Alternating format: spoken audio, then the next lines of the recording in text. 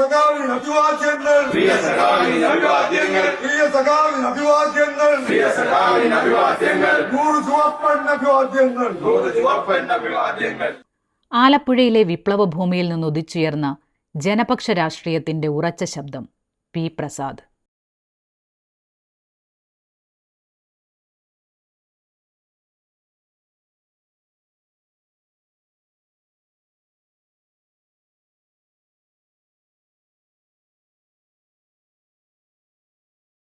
ഒരു സാധാരണ കുടുംബത്തിൽ നിന്ന് ഉയർന്നു വന്ന് വിദ്യാർത്ഥി പ്രസ്ഥാനങ്ങളിലൂടെ നേടിയ പോരാട്ടവീര്യവുമായി കേരള രാഷ്ട്രീയത്തിൽ തന്റേതായ ഇടം നേടിയ നേതാവാണ് സഖാവ് പി പ്രസാദ്. കൊടിയ മർദ്ദനങ്ങൾക്കും ലാത്തിക്കും തകർക്കാൻ കഴിയാത്ത വിപ്ലവവീര്യം, ജയിൽവാസം കൊണ്ട് പഴുപ്പിച്ചെടുത്ത ആദർശശുദ്ധി, പ്ലാച്ചിമടയിലെയും ആറന്മുളയിലെയും മണ്ണും മനസ്സും കാക്കാൻ പൊരുതി ജയിച്ച പരിസ്ഥിതി പോരാളി, ലാളിത്യത്തിന്റെയും സൗമ്യതയുടെയും ആൾരൂപം, ഇന്ന് കേരളത്തിന്റെ കൃഷിയിടങ്ങളിൽ മാറ്റത്തിന്റെ വിത്തുപാകുന്ന ജനനായകൻ, ചേർത്തലയുടെ പ്രിയപ്പെട്ട സഖാവ് പി പ്രസാദ്.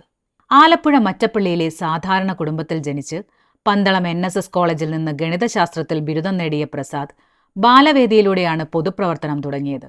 AISF സംസ്ഥാന പ്രസിഡന്റായി നിരവധി വിദ്യാർത്ഥി സമരങ്ങൾക്ക് നേതൃത്വം നൽകി.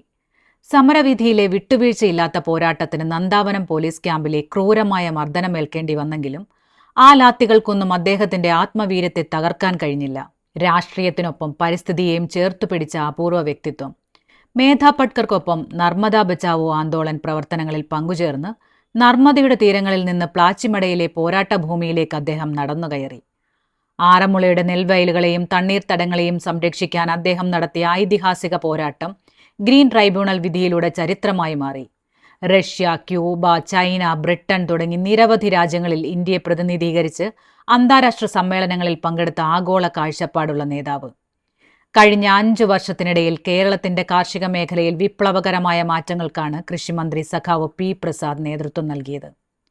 ഇതിലേറ്റവും പ്രധാനപ്പെട്ടത് ലോകബാങ്കിന്റെ സഹായത്തോടെ നടപ്പിലാക്കുന്ന 2595.5 കോടി രൂപയുടെ കേര പദ്ധതിയാണ്. കാലാവസ്ഥാ വ്യതിയാനങ്ങളെ അതിജീവിച്ച് കൃഷി സുരക്ഷിതമാക്കാനും ശാസ്ത്രീയമായ വിപണി സൗകര്യങ്ങൾ ഒരുക്കാനും ഈ ബൃഹത് പദ്ധതിയിലൂടെ അദ്ദേഹത്തിന് സാധിച്ചു. ഇതിനു പുറമെ നെൽകൃഷി സംരക്ഷണത്തിൽ കേരളം കൈവരിച്ച നേട്ടങ്ങളും അതുല്യമാണ്. നെൽവയൽ വിസ്തൃതി 2 ലക്ഷം ഹെക്ടറിൽ നിലനിർത്താനും ഉൽപാദനക്ഷമത ഹെക്ടറിന് 2.83 ടണ്ണിൽ നിന്ന് 3.10 ടണ്ണായി ഉയർത്താനും അദ്ദേഹത്തിന്റെ ഭരണകാലത്ത് കഴിഞ്ഞു. നെല്ലിന്റെ സംഭരണ വില 2015-16 കാലത്തെ 19 രൂപയിൽ നിന്നും 30 രൂപയായി ഉയർത്തിയത് കർഷകർക്ക് വലിയ ആശ്വാസമായി.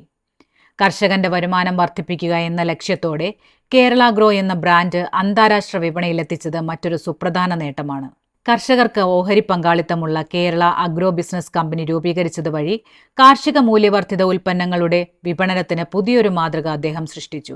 ഞങ്ങളും കൃഷിയിലേക്ക് എന്ന ജനകീയ പദ്ധതിയിലൂടെ കൃഷിയെ ഓരോ വീട്ടുമുറ്റത്തും എത്തിക്കാനും ആധുനിക സാങ്കേതിക വിദ്യകൾ കർഷകരിലേക്ക് എത്തിക്കാനും സാധിച്ചതോടെ കർഷകരുടെ വരുമാനത്തിൽ 50% വർധനവ് രേഖപ്പെടുത്തി.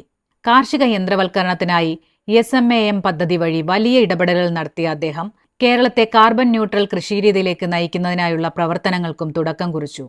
അധ്യാപികയായ ഭാര്യ ജെ ലൈനയുടെയും മക്കളായ ഭഗത് പ്രസാദിന്റെയും അരുണ അൽമിത്രയുടെയും സ്നേഹവും കരുത്തുമായി അദ്ദേഹം ഇന്നും സാധാരണക്കാരന്റെ ശബ്ദമായി നിലകൊള്ളുന്നു.